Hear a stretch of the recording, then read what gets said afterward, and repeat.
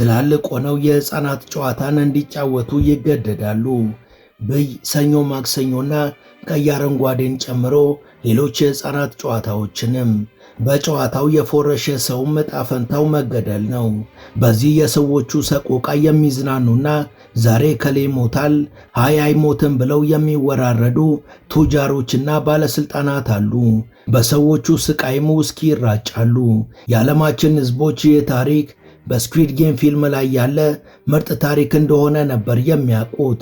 ግና ይህ ታሪክ ፊልሙ ላይ ካለው የበለጠ በከፋ ሁኔታ በእውኑ ዓለም በደቡብ ኮሪያ የከተማ ውበት ታበላሻላችሁ የተባሉ ምንዱባኖች የታጨቁባቸው የማጎሪያ ካምፖች ውስጥ የተፈጸሙ አስከፊ እውነታዎች ናቸው። የዚህ አስከፊ ታሪክ ሰለባዎች በወቅቱ ያሳለፉት ነገር እጅግ አሰቃቂ ከመሆኑ የተነሳ ዛሬም ድረስ ጠባሳው አልሻረላቸውም። አሁን ላይ የደቡብ ኮሪያ መንግስት በተፈጸመው ወንጀል ዙሪያ የሚሰጠው የእምነት ክህደት ቃል ይጠበቃል። ችግሩ በወንጀሉ ከፍተኛ ባለስልጣናትና ተደማጭ የሆኑ ቱጃሮች ተሳታፊ መሆናቸው መንግስትን ጭንቀት ውስጥ ከቷል። This is a movie, and this is real life. South Korea's brothers' home sheltered nothing but torment and horror. 선생님 사람들이 눈물을 패고 막 발까지라고 주먹을 휘슬 패는 거야. 밤마다 성폭행을 당하면서 생활을 쓰고 있습니다. Thousands were enslaved, raped, brutally bashed, and even killed. ሰላም ጤና ይስጥልን። በመላው ዓለም የምትገኙ ውድ የመሿለኪያ ቤተሰቦች በዛሬው መሰናዷችን በስኩዊድ ፊልም ላይ ታይቶ የተወደደው ታሪክ በደቡብ ኮሪያ እውነተኛ ሰዎች ላይ የተፈጸመ አሰቃቂ ወንጀል መሆኑን ተከትሎ የዓለም ሕዝብን ስላስደነገጠው ጉድ እናወጋችኋለን። ከወንጀሉ ጀርባ ስለነበሩ እጀ ረጅም ስለነበሩ ቱጃሮችና ባለስልጣናት እናወጋችኋለን።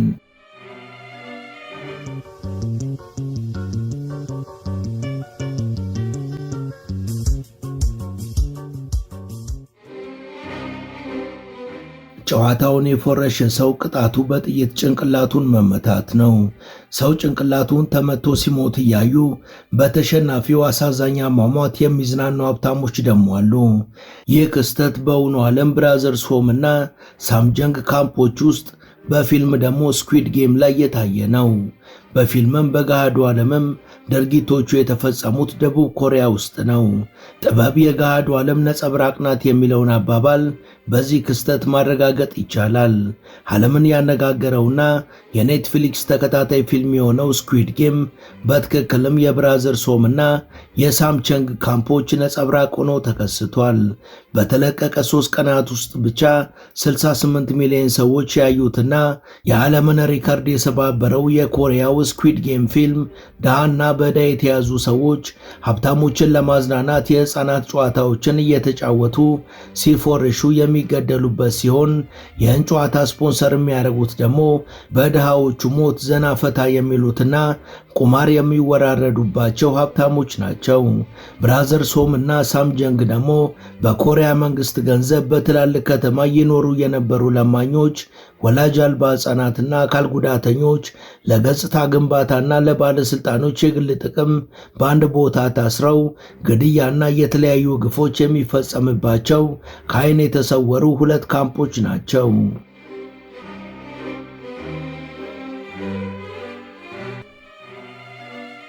ስኩዊድ ጌም በ2021 በኔትፍሊክስ የተለቀቀ የኮሪያ ተከታታይ ፊልም ነው።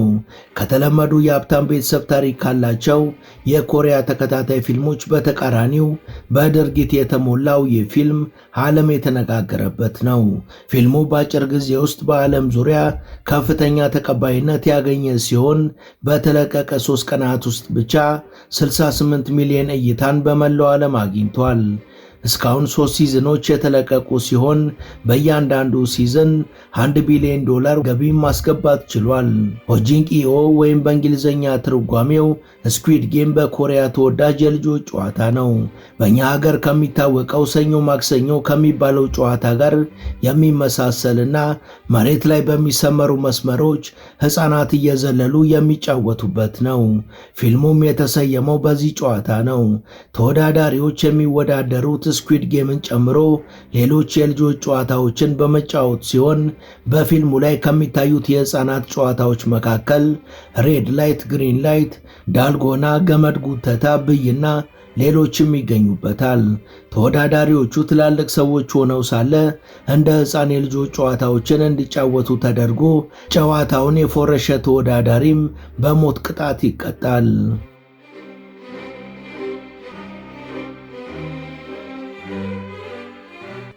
በፊልሙ ላይ ያሉት ተወዳዳሪዎች ከፍተኛ ሱስ ያለባቸውና ሊከፍሉት በማይችሉ ዕዳ የተዘፈቁ ናቸው። የሚመለመሉትም ባለባቸው ከፍተኛ ዕዳ ምክንያት ነው። የውድድር ወደሚደረግበት ድብቅ ደሴት የሚገቡ ተወዳዳሪዎችም ብዛታቸው 456 ሲሆን በቆይታቸው የሚኖረው አሸናፊ ግን አንድ ብቻ ነው። ይህም ማለት ከ456 ሰዎች የሚተርፈው አንድ ሰው ብቻ ነው ማለት ነው። ፊልሙ በ2021 ሲለቀቅ እጅግ መነጋገሪያ ለመሆን የበቃ ሲሆን ከፊልሙ ጀርባ ያለውን በማያውቁ የዓለም የፊልም ተመልካቾች ዘንድም ምርጥ የፈጠራ ታሪክ ተደርጎ ዝናው ሲነገር ቆይቷል። ፊልሙ በኮሪያውያን አይን ግን የታየው እንደዛ አልነበረም። ይልቁንም መንግስት ሸፋፍኖ ያለፈውን እውነታ እንደ አዲስ ያስነሳ ምክንያት ሆኗል። ፊልሙ ላይ ባሉት ጭካኔ የተሞላባቸው ድርጊቶችና ተወዳዳሪዎቹ ሰዎች እየተጠመዱ ወደ ውድድሩ የሚገቡበት መንገድ የፈጠራ ድርሰት ነው ብለው ያዩ ሰዎች እንኳን ስሜታቸውን የነካና እንባ ያራጨ ነበር።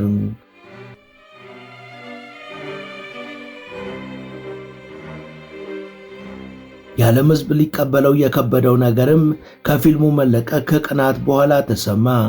ዘግናኝ እንደሆነ የተነገረለት የፊልሙ ታሪክ እውነተኛና በኮሪያ ውስጥ የተፈጸመ ታሪክ እንደሆነ የዓለም ሕዝብ አወቀም። የስኩዊድ ጌም አሰቃቂ ትዕይንቶች በትክክል በ1970ዎቹና በ1980ዎቹ ብራዘርስ ሆም እና ሳምጀንግ በተባሉ ድብቅ ካምፖች ውስጥ መፈጸማቸውም ታወቀም። እንደ ብራዘርስ ሆም ሰለባዎች ገለጻ ከሆነ የብራዘርስ ሆም ካምፕ ግፎች በስኩዊድ ጌም ፊልም ላይ ከሚታዩት የባሱ እንደነበር ይናገራሉ። በእርግጥም ብራዘርስ ሆም እና ሳምጀንግ የተባሉት ሁለቱ ቦታዎች ለሁለት አስርት ዓመታት የብዙ ኮሪያውያን የሰቆቃ ቦታዎች ነበሩ። ታሪካቸው ተዳፍነው መፈጸማቸው ተረስቶ የነበሩት እነዚህ ታሪኮች ዳግም ወደ ሕዝብ ዓይንና ጆሮ መጥተዋል። ፊልሙና የብራዘርስ ሆም ታሪክ ይበልጥ እንደሚመሳሰሉና ልዩነት የላቸውም ያስባለው ሁለቱም ቦታቸው ደቡብ ኮሪያ መሆኑ ነው። የፊልሙ ደራሲ ዋንግ ዶንግዩክ በዚህ ጉዳይ ላይ ላለፉት 3 ዓመታት ምንም አስተያየት ሰጥቶበት ባያውቅም ብዙዎች ግን ከስራ በላይ ንግግር የለምና ባይናገርም እውነታውን ከኮሪያ አልፎ ለመላው ዓለም አሳይቷል ብለዋል።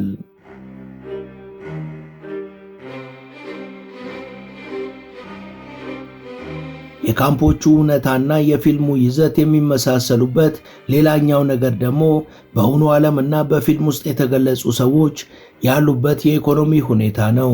በፊልሙ ላይ በገዛ ፍቃዳቸው በአዘጋጆቹ መልማይነት ወደ ማጎሪያ ስፍራዎቹ የሚገቡት ሰዎች ከፍተኛ ሱስ ውስጥ ያሉና ከፍለው የማይጨርሱት ብድር ያለባቸው ሲሆን ወደ ብራዘርስ ሆም ካምፕ ይገቡ የነበሩት ደግሞ የሚበሉትና የሚለብሱት የሌላቸው ድሆች፣ ወላጅ አልባ ታዳጊዎችና አካል ጉዳተኞች ነበሩ። ሁለቱም ተመሳሳይ ዝቅተኛ ኑሮ ያላቸው ሰዎች ናቸው። በሁለቱም ላይ የሚታዩ ታሳሪዎች የሚለብሱት የእስር የደንብ ልብስም ከስም ይልቅ ቁጥር የተጻፈበት ብቻ መሆኑና ሁለቱም ዩኒፎርሞች ላይ ያሉ ነጫጭ ስትሪፖች አንድ አይነት መሆናቸው ነው። የብራዘርስ ሆም የደንብ ልብስ ሰማያዊ ሲሆን የስኩዊድ ጌም ደግሞ አረንጓዴ ቱታ ዩኒፎርም ነው። በሁለቱም ላይ የሚታዩ የመኝታ ሁኔታዎች ሌላኛው ተመሳሳይ ነገሮች ናቸው። ታሳሪዎች ምንም አይነት የግል መጠቀሚያ ስፍራ የሌላቸው ሲሆን የሚያድሩት ትልቅ አዳራሽ ውስጥ በተዘረጉ ለሁሉም ሰው እይታ ክፍት በሆኑ ተደራራቢ አልጋዎች ላይ ነው።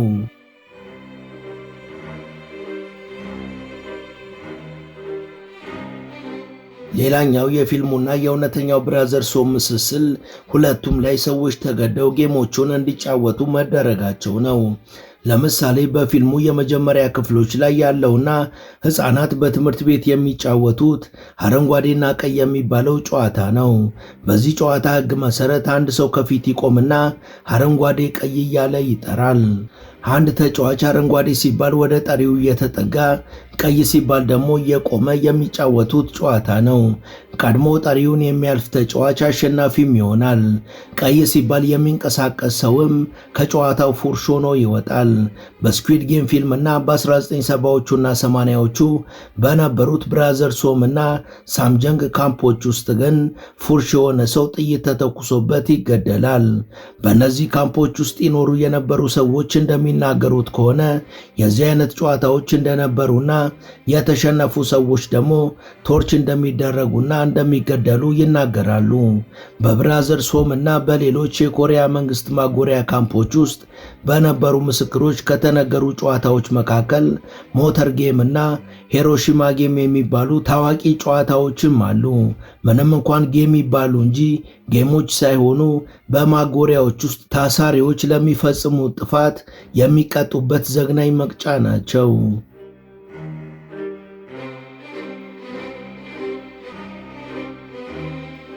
በማጎሪያ ካምፖች ውስጥ አብዛኛው የበታች አስተዳደርና የጥበቃ ሥራ የሚሰራው ከእስረኞቹ መካከል በተመረጡ ታሳሪዎች ነው። ልክ በሀገራችን እስር ቤት ውስጥ ካቦ እንደሚባሉት ሁሉ በእነዚህ የኮሪያ ካምፖች ውስጥም በአስተዳዳሪዎቹ የሚመረጡ ካቦዎች ይኖራሉ። እነዚህ ባለሙሉ ስልጣን ካቦዎች ያጠፉ ታሳሪዎችን እስከ መግደል የሚደርስ ስልጣን አላቸው። ጌሞቹም የሚመጡት እዚህ ጋር ነው። ማንኛውም ወደ ብራዘርስ ሆምም ሆነ ወደ ሳምቸንግ እንዲሁም ወደ ሌሎች ካምፖች የገባ ሰው በባህርና በደን ከተከበቡ ማጎሪያዎች ለማምለጥ ከሞከረ ያለምንም ቅድመ ሁኔታ ተተኩሶበት ይገደላል። ሲያመልጡ የተገኙ ታሳሪዎችም ሌሎች ታሳሪዎች እያዩዋቸው እንዲገደሉ ይደረግና ከታሳሪዎቹ መካከል የተወሰኑት አስክሬናቸውን አጥበው እንዲቀብሯቸው ይደረጋል። ያጠፉ ታሳሪዎች ከሚቀጡባቸው ጌሞች መካከል አንዱ ሞተር ጌም ይባላል። ማንኛውም የሞተር ተሽከርካሪ በጎዳና ላይ ሲሆን የሚጠቀማቸውን የመንገድ ሕጎችን የሚከተለው የጌም አንድ መኪና ወደ ግራ ወይም ወደ ቀኝ ሲታጠፍ የሚያበራውን ፍሬቻ መሰረት ያደረገ ነው። ሁለት ጥፋት ያጠፉ ሰዎች ፊት ለፊት ይቆማሉ። የማጎሪያው ካምፑ አንድ ቦታ ሆኖ ትዕዛዝ ይሰጣል። በግራ በኩል ያለው አንደኛው ከፊቱ የቆመውን ሰው ፊቱ እስኪቀላ ድረስ ይደበድባል። እንዲሁም በቀኝ በኩል ያለው በተቃራኒው ሲታዘዝ የጓደኛውን ፊት እስኪቀላ አሊያም ደም እስኪፈሰው ድረስ ይቀጠቅጠዋል። ይህን አላደርግም የሚል ታሳሪ ካለ ደግሞ ዕጣው ቶርች መደረግ አሊያም ደግሞ ታሳሪዎች ፊት መገደል ይሆናል።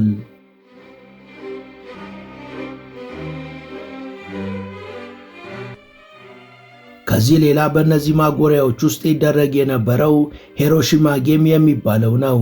ይህ ጌም ደግሞ ታሳሪዎች ራሳቸውን ከተደራራቢ አልጋቸው ላይ ገልብጠው እንዲሰቅሉና ለረጅም ሰዓታት እንዲቆዩ የሚያደርግ ሲሆን ይህም የጨዋታ አይነት ታሳሪዎችን የመቅጫ መንገድ ነው።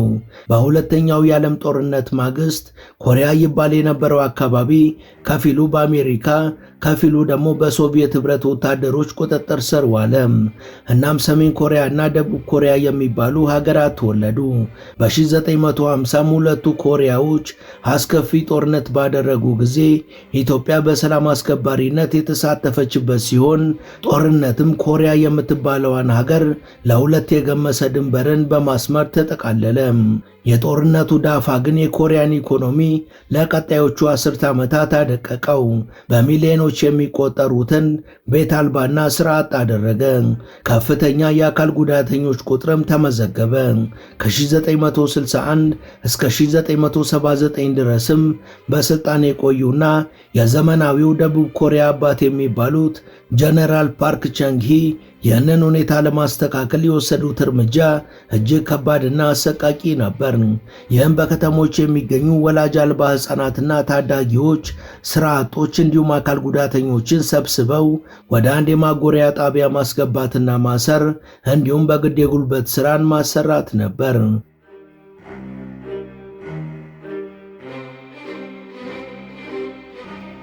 እነዚህ ቤት አልባና ደሃ ኮሪያውያን በግድ የሚጋዙባቸው ካምፖች ደግሞ ደሴቶችና ጫካዎች መካከል የተሰሩ ሲሆን ታሳሪዎች ላይ የሚፈጸመው በደልና ግፍም እንዳይታይ የተገነቡበት ስፍራ የራሱን አስተዋጽኦ አበርክቷል። ከጀነራል ፓርክ በኋላም ከ1980 እስከ 1988 ድረስ ስልጣን ይዞ የነበረው ቹንዶ ዋንም ይህን ስራ ገፍቶበት ቀጥሏል። ነገሮች በዚህ ሁኔታ ላይ ሳሉ ደቡብ ኮሪያ በ1986 የመላው እስያ ጨዋታዎችንና በ1988 ደግሞ ኦሎምፒክን እንድታዘጋጅ ተመረጠች። ደቡብ ኮሪያ የደረሰችበትን የኢኮኖሚ እድገት ለማሳየትና የገጽታ ግንባታ ለመስራትም ጥሩ አጋጣሚ ሆነ። እናም ፕሬዝዳንት ቹን ዶን ዋን አንድም ለማኝ፣ አንድም አካል ጉዳተኛና አንድም ቤት አልባ ሰው በኮሪያ መንገዶች ላይ እንዳይታይ ትዕዛዝ አስተላለፉ። በዚህም በጀነራል ፓርክ ዘመን ተጀምሮ የነበረው ቤት አልባና በልመና የተሰማሩ ሰዎችን የማደን ስራ በእጅጉ ተጠናክሮ ቀጠለ።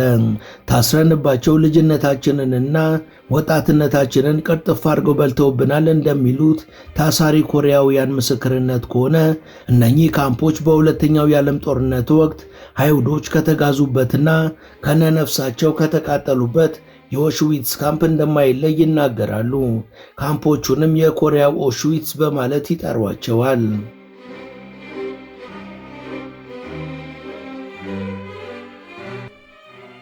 ብራዘርስ ሆም ወይም የወንድማማቾች ቤት ይባል የነበረው አንደኛው ካምፕ ቡሳን በምትባል የኮሪያ ከተማ ውስጥ የሚገኝ ሲሆን የግቢ በውስጡ 20 ትላልቅ መጋዘኖች ነበሩት። እነዚህ ትላልቅ መጋዘኖች በሺዎች የሚቆጠሩ ሰዎችን ይይዙ የነበረ ሲሆን ግድያን ጨምሮ ከፍተኛ የመብት ጥሰት ይፈጸምባቸው ነበር። ቁጥራቸው የበዛ ተመሳሳይ የማጎሪያ ካምፖችም በድፍን ኮሪያ ቢኖሩም ይህ ካምፕ ባለው መጠንና በመያዝ አቅሙ ከሌሎች በእጅጉ ታዋቂ የሆነ ነው። ካምፑ ከተቋቋመበት ከ1975 እስከ 1988 ባሉት 13 ዓመታት ውስጥ ከ650 ሰዎች በላይ ያለ ፍርድ በካምፑ ጥበቃዎች መገደላቸውን የኮሪያ መንግስት አጣሪ ኮሚሽን አረጋግጧል። እነዚህ ከዓለም ዓይን ተከልለው በጫካ ውስጥና በደሴቶች ላይ የተገነቡት ካምፖች ውስጥ የግዳጅ ተልዕኮ፣ ክፍያ የሌለው የጉልበት ሥራ፣ ቶርች መደረግና ወሲባዊ ጥቃት በታሳሪዎች ላይ ይፈጸም ነበር። በ1988 በማጎሪያ ጣቢያዎቹ የሚፈጸመው ድርጊት ለሕዝብ ጆሮ ደርሶ በተፈጠረ ከፍተኛ ተቃውሞ ብራዘርስ ሆም እና ሌሎች የማጎሪያ ጣቢያዎች ተዘጉ። የማጎሪያዎቹ አስተዳዳሪዎችም ወደ ሕግ ተወስደው በተጠያቂነት ቢቀርቡም በወቅቱ የመብት ጥሰቱና የወንጀሉ አድማስ ከተራ ፖሊሶች እስከ ከፍተኛ ባለስልጣናት ስለነበር በተገቢው መንገድ ሳይዳኙ ተለቀዋል።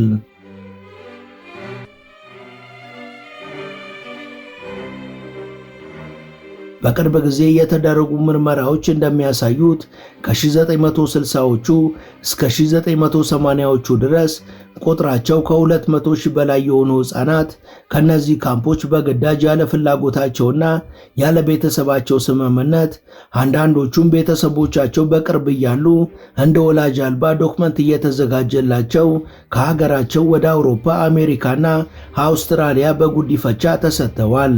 በዚህም የመንግስት ባለስልጣናትና የማጎሪያ ካምፖቹ አስተዳዳሪዎች በሚሊዮኖች የሚቆጠሩ ዶላሮችን አግኝተውበታል። ስኩዊድ ጌም ፊልም ዳግም የቀሰቀሰው የብራዘርስ ሆም እና የሌሎች የማጎሪያ ካምፖች ታሳሪዎች ጉዳይ የኮሪያ የእውነትና እርቅ ኮሚሽን እንዲያጣራው ከተደረገ በኋላ የእስሩ ሰለባዎች ከ50,000 እስከ 350,000 ዶላር ካሳ እንዲከፈላቸው በፍርድ ቤት ተወስኖላቸዋል። ከዚህ የገንዘብ ካሳ በተጨማሪ የስነ ልቦናና ሌሎች ድጋፎችም እንዲደረጉላቸው የኮሪያ መንግስት ወስኗል። መንግስት ከ4 አስርተ ዓመታት በፊት የተፈጸመውን የግድያና የመብት ጥሰትንም አምኖ በመቀበል በይፋ ይቅርታ እንዲጠይቅ ሐሳብ ቀርቦ ምላሹ እየተጠበቀ ይገኛል።